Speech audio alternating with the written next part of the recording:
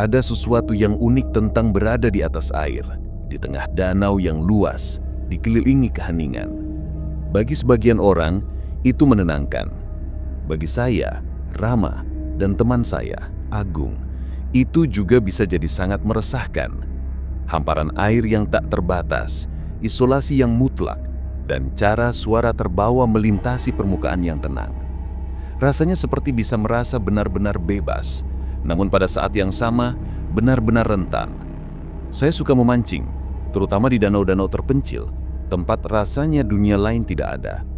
Tapi setelah apa yang terjadi di Danau Rimba beberapa musim panas lalu, saya tidak bisa menghilangkan perasaan bahwa beberapa tempat lebih baik dibiarkan sendiri.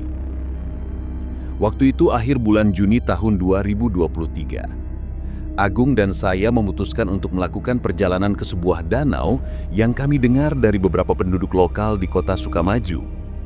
Danau itu tidak ada di peta manapun, hanya sebuah tempat terpencil jauh di dalam hutan, tempat yang tidak akan Anda temukan jiwa lain sejauh bermil-mil. Penduduk setempat menggambarkannya sebagai sorga pemancing, air jernih, banyak ikan, dan yang terbaik dari semuanya, isolasi total. Perjalanan ke sana panjang dan berliku. Jalan yang berkelok-kelok melewati hutan lebat di mana pepohonan melengkung di atas kami seperti terowongan. Matahari terbenam saat kami akhirnya mencapai danau itu. Danau itu bahkan lebih indah dari yang saya bayangkan. Airnya jernih kristal, dengan sinar matahari terakhir berkilauan di permukaan. Airnya begitu tenang sehingga terlihat seperti kaca, memantulkan pepohonan dan langit dengan sempurna. Kami mendirikan kemah di sebuah karya lapang kecil di tepi danau. Tenda kami menghadap ke air. Suasana di sini sedikit dingin, langit cerah, dan bintang-bintang sudah mulai muncul. Itu adalah malam yang membuat Anda merasa senang bisa hidup, berada di alam, jauh dari kebisingan dan stres kehidupan sehari-hari. Setelah mendirikan kemah, kami memutuskan untuk memancing sebentar sebelum terlalu gelap. Kami mendorong perahu aluminium kecil kami ke air. Suara dayung yang lembut memecah keheningan. Danau itu sunyi senyap, tidak ada burung, tidak ada serangga, hanya suara air yang lembut di sisi perahu. Itu damai, tetapi ada sesuatu yang hampir mengganggu dari keheningan itu, seperti seluruh dunia menahan nafas. Kami mendayung ke tengah danau, tempat airnya dalam dan gelap. Matahari telah terbenam sepenuhnya saat itu, dan satu-satunya cahaya datang dari sepotong bulan sabit yang rendah di langit dan cahaya redup dari lentera kami. Kami melempar pancing, duduk dalam keheningan yang nyaman, menunggu umpan dimakan. Itulah saatnya kami menyadari sesuatu. Awalnya, itu hanya bayangan di tepi danau, hampir tidak terlihat dalam cahaya yang memudar. Saya pikir itu mungkin tipuan cahaya atau mungkin seekor binatang yang bergerak melalui pepohonan. Tapi kemudian, ketika saya melihat lebih dekat, saya menyadari itu adalah seorang pria. Dia berdiri di tepi danau, tak bergerak, hanya mengawasi kami. "Hei, Agung," bisik saya, mencoba agar tidak terdengar khawatir. "Kamu melihat orang di sana?" Agung menoleh untuk melihat, menyipitkan mata ke dalam kegelapan. "Ya, saya melihatnya. Aneh. Menurutmu dia hanya pendaki lain?" "Saya tidak tahu," jawab saya. Suara saya rendah. Agung mengangkat bahu, mencoba menepisnya.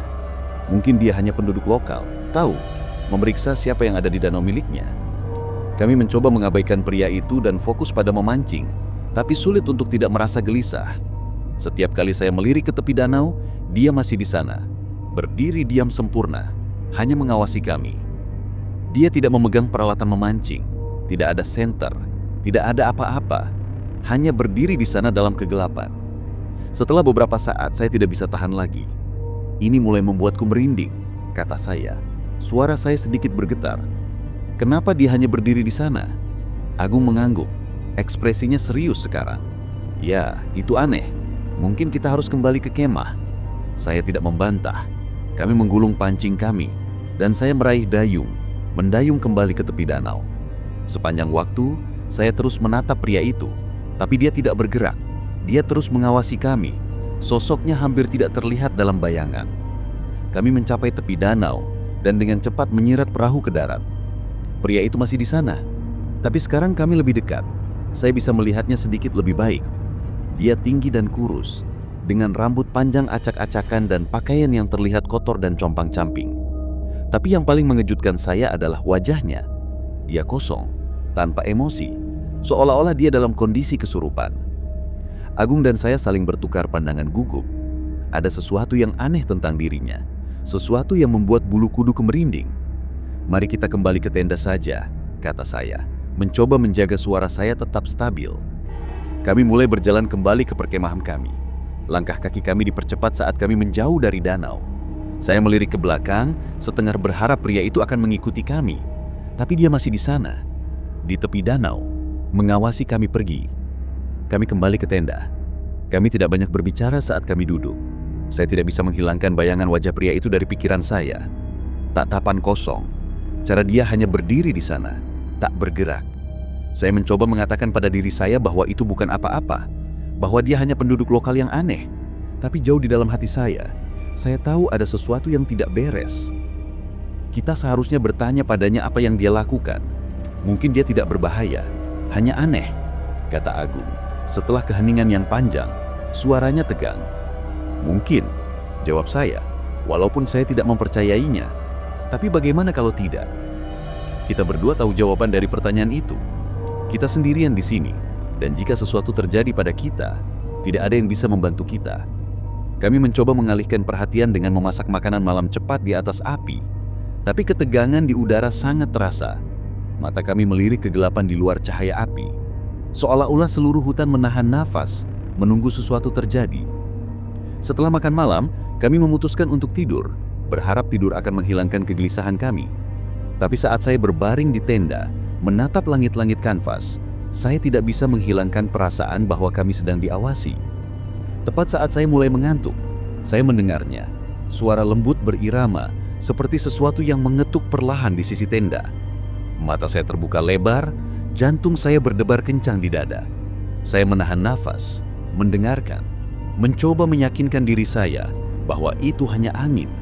Tapi suara itu datang kembali, kali ini lebih keras. Saya meraih dan membangunkan Agung. Tangan saya gemetar. "Agung, bangun, kamu dengar itu?" Agung dengan mengantuk duduk sambil menggosok matanya. "Dengar apa?" Sebelum saya bisa menjawab, ketukan itu datang kembali, kali ini lebih mendesak. Kami berdua terpaku dengan mata kami wedar karena takut. Itu datang dari sisi tenda, tepat di sebelah mana kami melancak. "Siapa di sana?" seru Agung. Suaranya bergetar. Tidak ada jawaban, hanya angin dan gemerisik dedaunan yang samar. Kemudian, setelah sejenak senyap, ketukan itu berhenti. Kami duduk dalam kegelapan, menahan nafas, menunggu sesuatu apapun, tapi satu-satunya suara adalah angin. Setelah yang terasa seperti keabadian, Agung meraih senter dan perlahan membuka resleting tenda, mengintip keluar. Tidak ada apa-apa di sana, hanya pepohonan yang bergoyang tertiup angin dan cahaya bulan yang samar di danau. Tapi saat Agung menyinari senter di sekitar perkemahan, dia melihat sesuatu yang membuat darah saya membeku. Jejak kaki segar yang mengarah dari tepi danau ke sisi tenda kami, lalu kembali ke danau. Kesadaran menghantam kami seperti pukulan. Seseorang telah berada di luar tenda kami, mengawasi kami saat kami tidur. Kami berebut keluar dari tenda, ketakutan mendorong kami untuk berkemas secepat mungkin. Pikiran tinggal di sana, bahkan semenit lagi, tidak tertahankan. Saat kami berburu-buru mengemasi giar kami, saya terus melirik ke arah danau, setengah berharap melihat pria itu berdiri di sana lagi. Tapi tepi danau kosong, airnya tenang dan sunyi, seolah-olah dia telah lenyap begitu saja. Kami tidak banyak berbicara saat berkemas. Gerakan kami cepat, didorong oleh kebutuhan mendesak untuk keluar dari sana. Danau yang tadinya tenang dan indah, kini terasa seperti tempat yang berbahaya, tempat yang harus kami hindari secepat mungkin. Perjalanan kembali ke kota terasa tegang. Keheningan di dalam truk terasa berat oleh takut. Jalan berkelok-kelok melewati hutan, pepohonan melempaikan bayangan panjang dan gelap dalam cahaya bulan. Saya terus melirik ke kaca spion, setengah berharap melihat lampu depan mengikuti kami. Tapi jalan tetap kosong. Baru setelah kami kembali ke jalan raya utama, lampu-lampu kota baru terlihat di jauhan. Saya akhirnya mulai rileks. Rasa lega itu luar biasa, tapi ketakutan tetap ada. Perasaan mengganggu bahwa ada sesuatu yang tidak beres. Kami tidak pernah membicarakan malam itu lagi. Kami berdua tahu bahwa apapun yang terjadi di Danau Rimba, itu bukan sesuatu yang ingin kami alami lagi.